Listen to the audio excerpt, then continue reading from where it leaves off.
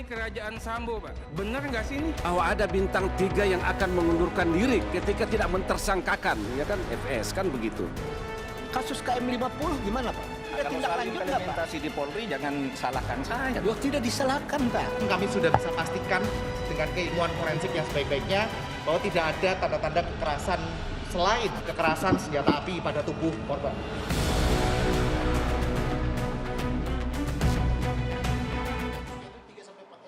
Baik, Bang Kamarudin dilanjutkan. Menurut Anda sumber dana dari Verdi Sambo yang masih berkeliaran ini sifatnya transfer berada dalam perbankan atau cash sehingga bisa atau susah dilacak? Kalau saya mendapatkan informasi ya, itu cash dalam bentuk mata uang asing. Supaya kalian ada kepercayaan, coba cari tahu berapa beliau punya mobil Lexus. Dan berapa harga mobil Lexus. Ada yang bilang 3, ada yang bilang 4, saya nggak tahu berapa, tinggal dihitung aja. Berapa dia punya bangunan mewah, baik yang dalam kota maupun luar kota. Bahkan ada lagi kepemilikan seperti rumah sakit, kalau nggak salah itu ada informasi, tapi saya belum verifikasi. Berapa gaji seorang jenderal, bintang 1, bintang 2, di sebelah kanan saya ada jenderal juga nih, bisa menjelaskan. Nah ini sumbernya dari mana? Kan harus jelas. Jadi kita ini jangan bermunafik ria. Makanya saya katakan kemarin, kita rebut Polri dari tangan mafia. Kita kasih gaji yang cukup. Supaya mereka tidak bekerja buat mafia. Kalau gitu Anda menduga dana-dana ini dari mana? Ya dari siapa lagi kalau bukan dari mafia. Orang nyata-nyata kok diantar setiap hari ke kantor mereka. Dibungkus di amplop coklat. Ini tuduhan serius ya Bang?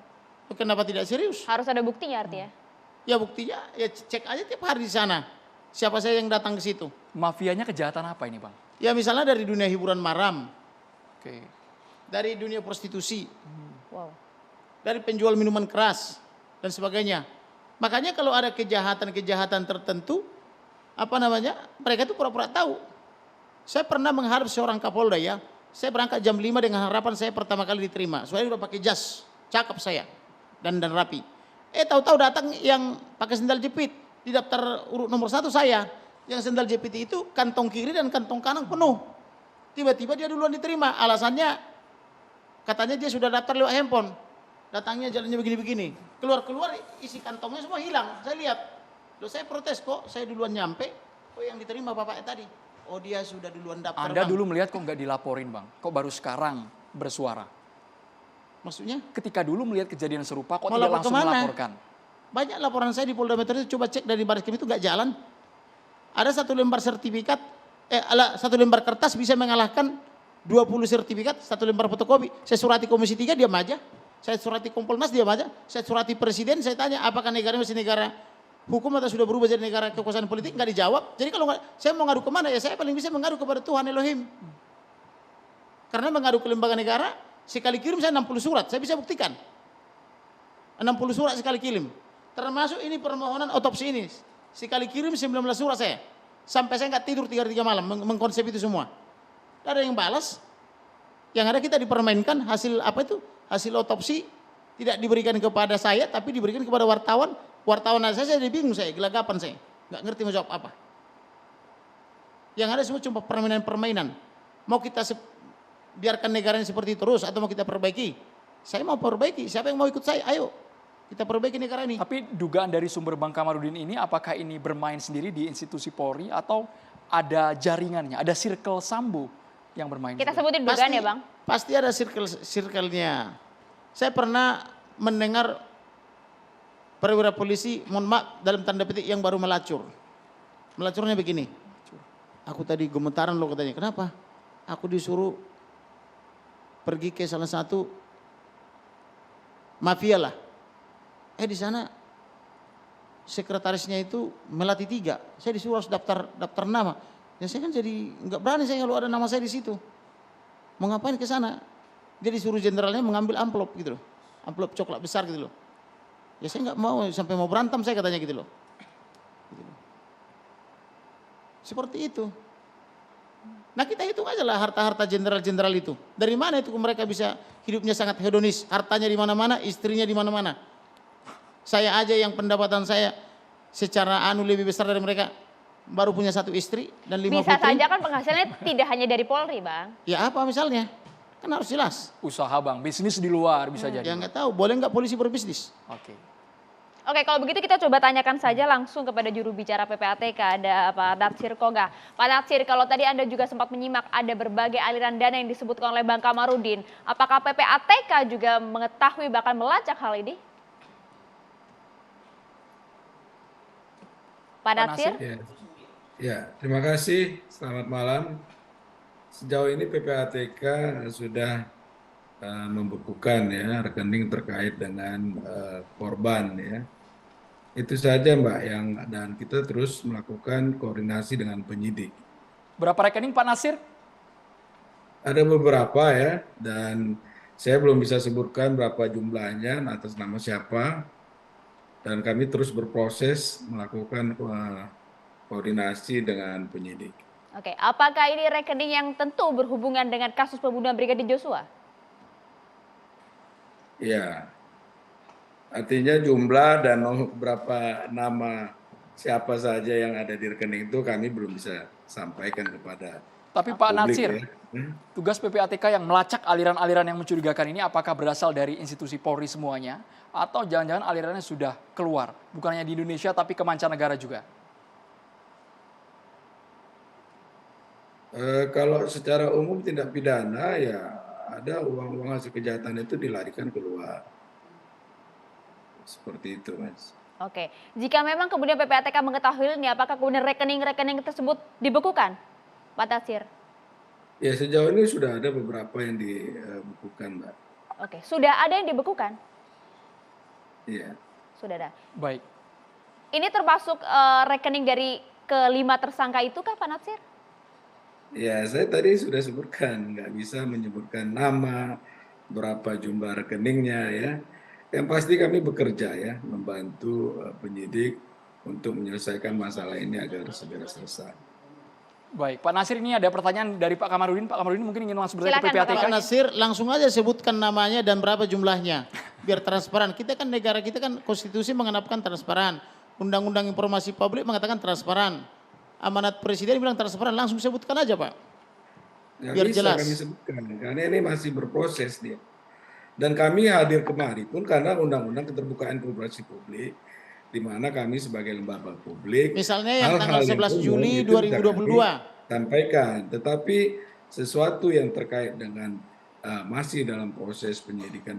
Izin Pak kami Nasir, tidak dapat yang memberikan tanggal 11 Juli informasi. 2022 sudah dibenarkan oleh Kabar Reskrim. Bagaimana? Apakah itu benar Pak? Pak Nasir, tanggal 11 Juli 2022 ada aliran uang dari almarhum kepada tersangka? Saya tidak bisa sebutkan itu Pak Kamarudin. Kenapa tidak bisa Dan disebutkan saya kira Pak? TV One juga tidak fair ya. Tadi saya diundang kemari katanya untuk menjelaskan itu. Saya sudah sebutkan, saya tidak banyak bisa saya jelaskan dan tidak bisa banyak hal yang saya sampaikan. Kami Ini fair, tadi Pak. ya. Kami fair Pak, Kalau karena Tujuan kesepakatan bilang nggak Bapak apa-apa, bersedia itu saja hadir ke sini disampaikan. untuk kami tanyakan dan yang tadi bertanya adalah Pak Kamarudin. Tapi seperti ini Iya. tadi Bapak menyinggung mengenai dananya keluar. Yang Apakah fair, ini- TV One juga harus fair dong ya. Kita fair, Pak. Kita Kita fair, fair, Pak. Pak. Tapi Jangan- mohon maaf Pak, jangan meskipun Bapak tidak mendiskreditkan orang menyebutkan seperti nama itu. dan jumlahnya, tapi soal tadi sudah keluar dan melibatkan jaringan internasional itu ke negara mana saja Pak? Bisa diterangkan?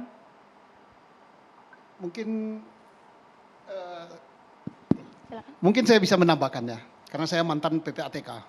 Memang undang-undang PPATK kita yang membuat, rakyat menyuruh beliau, Komisi 3, kita tidak memberi kewenangan kepada PPATK untuk membicarakan apa yang dia lakukan. Begitu dia membocorkan transaksi itu, maka dia diancam dengan hukuman pidana. Semua level pegawai, baik pimpinan sampai dengan karyawan. Jadi begitu dia buka di sini, tinggal kita ngukum dia saja. Nah, jadi kita yang melarang dia ngomong itu. Nah, tetapi kita salut kepada PPATK, dia sudah kerja karena lembaga ini diminta atau tidak diminta, dia proaktif. Kalau diminta, dia lebih proaktif lagi. Sepakat. Yakinlah dia bekerja profesional dan hampir semua tindak pidana besar di negeri ini, baik korupsi, kemudian money laundering, kemudian teroris, itu dari PPATK. kemudian termasuk juga ini saya kira PPATK sudah kerja, Oke. Pak. Artinya Tetapi PPATK sayang juga kita- menyelidiki juga aliran dana ini ya Pak kita, Nasir. Terima kita kasih yang Pak Nasir. membungkam mulutnya, kita yang Pak, membungkamnya. saya Terima kasih. tambahkan ya Pak. Jadi saya mengamini apa yang disampaikan oleh Pak Nasir, ya. Saya mengamini oleh Pak Pak Susno. Susno. Dan saya minta Pak Komarudin belajar lagi undang-undang PPATK Pak, supaya jangan asal jeplak Pak. Hati-hati Pak. Bapak tembak. Kita baca itu. Bapak Ada baca undang-undang transparansi iya, informasi publik. betul Pak. Tapi kan ada undang-undang khusus Pak. 18 2003 pasal 17 kita Masing-masing berhak ada mendapatkan undang-undangnya informasi Pak. itu. Manding-manding lex spesialis, derogat lex generalis. Paham ya Pak? Belajar lagi Pak. Saya justru tidak paham lex spesialis itu kalau undang-undang khusus mengesampingkan yang umum. Belajar Nah lagi Pak. ini undang-undangnya ada kok, undang-undang Bapak belajar 18 lagi, buktinya 2003 salah tentang Pak. advokat. Buktinya Bapak salah. Salah Dengerin yang mana? aja. Yang mana salahnya? Dengar, ngomong lagi, Silakan Pak. duduk boleh Bang Diolipa, terima kasih. Yang mana salahnya? Kita tidak menyerang secara personal. Konstitusi mengatakan terbuka. Iya. Undang-undang mengatakan Ini kan terbuka. personal juga Presiden diserang. mengatakan Iya. terbuka. Kenapa? Dia Pak ini Nasir, diserang terima personal, Pak kasih atas Nasir. waktunya bersedia untuk menjelaskan mengenai Pak hari Nasir, ini. jelasin aja Terima dulu, kasih Pak. banyak meskipun juga terbatas dengan Mungkin ada undang-undang. Ada tambahan yang ingin disampaikan Pak Nasir? Dari Pak Nasir karena masyarakat juga Ya, menunggu terima kasih transparansi, atas tapi kesempatannya. PPATK punya Saya koridor. menghormati TV One ya, karena dari awal saya juga sudah jelaskan ya, tidak banyak hal yang bisa sampaikan. Kehadiran saya di sini untuk Ya. tadi seperti Pak Kamarudin katakan untuk memenuhi Undang-Undang Keterbukaan Informasi Publik. Hal-hal yang bisa saya sampaikan, saya sampaikan. Yang saya Tetapi minta itu hal-hal kan yang harus klien dijelaskan, saya, bukan saya orang sampaikan. lain. Kenapa Baik, susah terima kasih menyebutkan banyak, klien Pak saya? Nasir. Terima kasih. Iya, Artinya terima saya kasih banyak berikan- Pak Nasir atas Saya waktunya. berikan Terima hak kasih. untuk kerahasiaan itu. Buka aja yang tanggal 11 Juli 2022.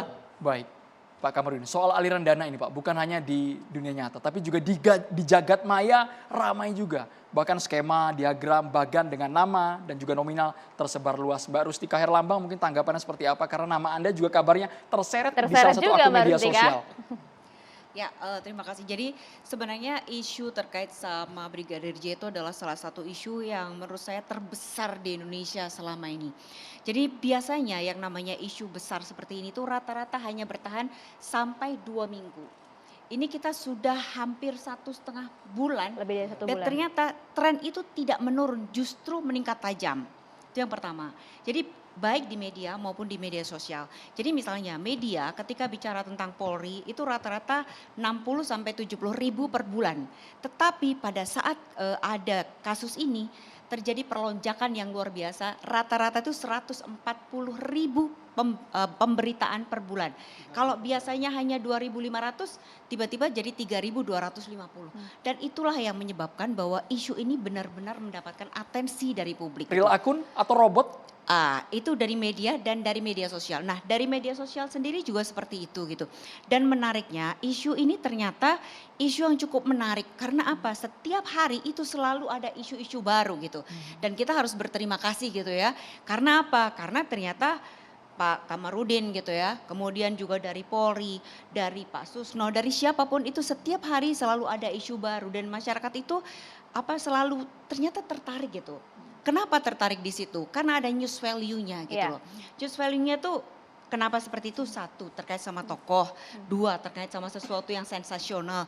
3, misalnya isu ini ada kebaruan karena sebelumnya nggak pernah ada gitu. Oke. Dan 4 adalah soal sensualitas sebenarnya. Mbak Itu yang Rustika, membuat- kalau kita ya. lihat akhir-akhir ini isu Ya. apa yang paling menonjol di media sosial maupun di media konvensional? Nah, jadi sebenarnya ada satu hal yang cukup menarik gitu. Jadi setiap kali menjelang penetapan tersangka, dulu sebelum penetapan tersangka Verdi Sambo itu juga ada isu yang sangat luar biasa besar.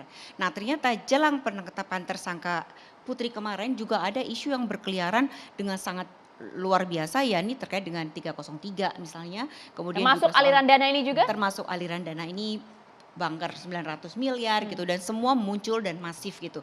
Nah, menariknya lagi terkait dengan aliran dana itu sebenarnya sudah pernah dibocorkan pada tanggal 15 Juli di media sosial. Kemudian isu itu muncul di media mainstream Oleh juga. siapa Mbak? Oleh akun salah satunya adalah akun Opposite. Gitu. Kemudian masuklah ke media sosial, kemudian masuk ke media mainstream dan ternyata netizen itu tidak banyak reaksi terhadap pemberitaan tersebut. Tapi buktinya di forward, Tetapi, Mbak. Di repost, Mbak. Kenapa? Di repost, di forward sama. Betul. Nah, isu yang berkembang di bulan Juli itu baru tanggal 15 dan kemudian tanggal 17 itu ramai, tetapi ternyata tidak ramai sekali gitu.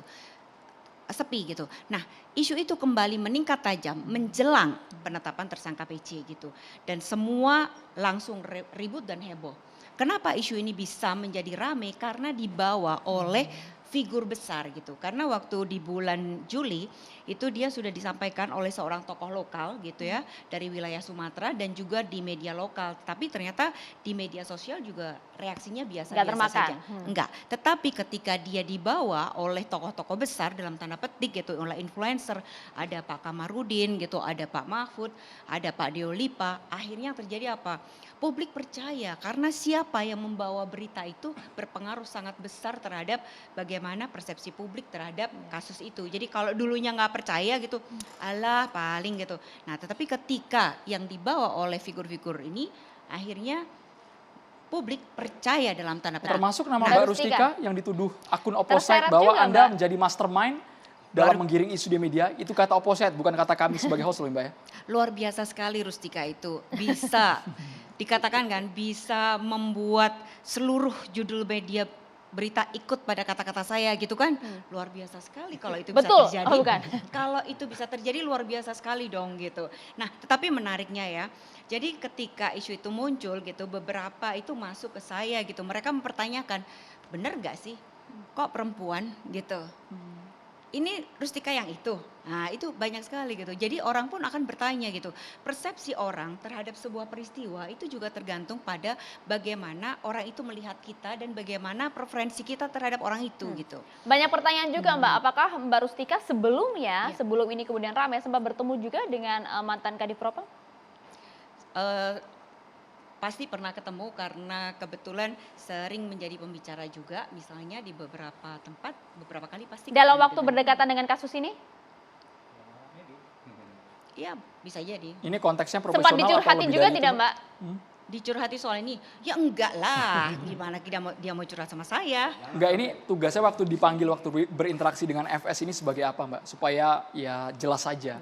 Apakah dalam konteks ini atau tidak gitu? Ketika diundang ini sebagai apa? Apakah ada kaitan dengan kerjaan di institusi Polri atau murni soal penguasaan ilmu media sosial? Kebetulan pada akhir tahun lalu saya menjadi salah satu pembicara untuk Kasatwil di Mabes Polri. Jadi di sana ada mulai dari pejabat utama sampai Kapolda dan Kapolres se-Indonesia. Dan saya bicara terkait dengan bagaimana persepsi publik terhadap Polri gitu.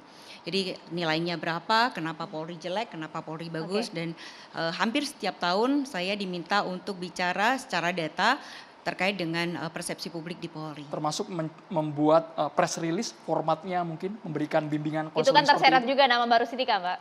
Itu enggak. Tidak, jadi kita hanya bicara tentang bagaimana persepsi publik selama ini terhadap Polri misalnya gitu. Jadi misalnya kenapa pada Hari Bayangkara lalu saya meluarkan rilis gitu yang menyampaikan bahwa persepsi publik terhadap Polri itu cukup bagus, yakni di angka 76 gitu kan. Kenapa dia berada di angka 76? Karena ada kepuasan publik gitu ya terhadap penanganan COVID selama ini, dan kita tahu bahwa Polri sangat bergerak cukup masif gitu ya sampai di level paling bawah dalam penanganan COVID, memberikan vaksin gitu ya, prokes dan lain-lain. Dan yang kedua Mbak Rustika, adalah soal mudik. Nah soal mudik, soal poin itu. Nama Mbak Rustika ini masuk dalam jajaran puluhan orang yang merupakan bagian dari staf ahli Polri, termasuk kemarin nama Fahmi yang dituding merupakan pembuat skenario dalam kasus Ferdy Sambo ini, Mbak Rustika. Ya kebetulan saya juga menjabat sebagai penasihat ahli Kapolri, di mana saya penasihat ahli Kapolri bidang media sosial, di mana tugas penasihat Kapolri itu adalah memberikan saran dan arahan jika diperlukan oleh Kapolri. Artinya mungkin kita bisa saja memberikan arahan kepada Kapolri gitu. Persoalan Kapolrinya ambil atau enggak itu bukan urusan kita. Kalau itu, tetapi dalam catatan kami gitu ya, sebenarnya penasihat ahli Kapolri itu dia berasal dari berbagai bidang. Ada bidang hukum, ada bidang politik, ada bidang sosial, ada bidang komunikasi yang Mas Fahmi, dan kemudian dari masing-masing kami itu, dalam hal memberi nasihat kepada Kapolri itu, apakah sendiri-sendiri atau secara bersama-sama dengan penasihat lainnya? Ya, jadi selama ini ya Bapak, kami ada yang namanya rapat rutin gitu ya, setiap 1 bulan, di mana masing-masing dari penasihat ahli Kapolri itu memberikan usulan atau saran gitu, yang kemudian disampaikan di dalam forum gitu. Kalau begitu saya mau tanya tentang penasehat yang memberikan skenario tentang pembunuhan daripada almarhum Brigadir Joshua. Kan sudah dibunuh dulu baru dibikin Fahmi. skenarionya yang atas nama diduga Fahmi itu. Ya. Apakah itu diberikan nasihat itu secara bersama-sama bersama dengan Mbak juga atau sendiri-sendiri? Boleh dijawabnya sesaat lagi, kita harus jeda dulu hanya di Baik. catatan demokrasi Baik. pemirsa, tetaplah bersama kami.